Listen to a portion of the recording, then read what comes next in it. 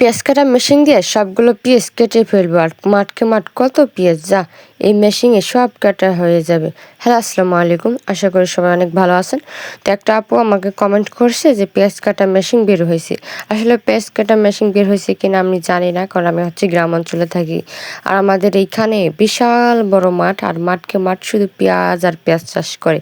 আমি যতটুকু জানি আমাদের এইখানে 20 বিঘা বা এরও বেশি পেঁয়াজ চাষাবাদ করে কিছু কিছু কৃষক, যাদের অনেক সম্পত্তি আছে, তারা অনেক অনেক পেঁয়াজ চাষাবাদ করে।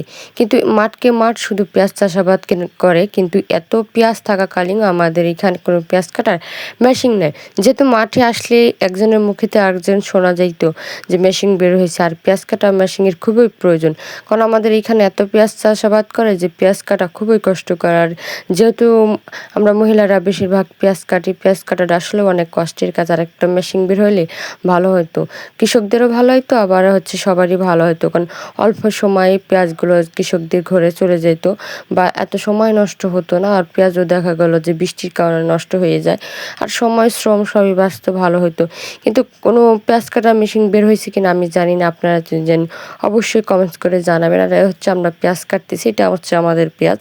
আর আমাদের পেঁয়াজ আমরা কয়েকদিন ভরে ভরে কাটতেছি, যেহেতু আমাদের অঞ্চলে সবাই একসাথে পেঁয়াজ উঠাইছে, আর সবারই এখন পেঁয়াজ কাটা লাগতেছে, কেউ কারো পেঁয়াজ কেটে দিতে পারতেছে না, যার কারণে অনেক সমস্যা। আসলে পেঁয়াজ কাটার মেশিন বের হয়েছে কিনা অবশ্যই কমেন্ট করে জানাবেন। ভালো থাকবেন সবাই, দেখা হবে আবার।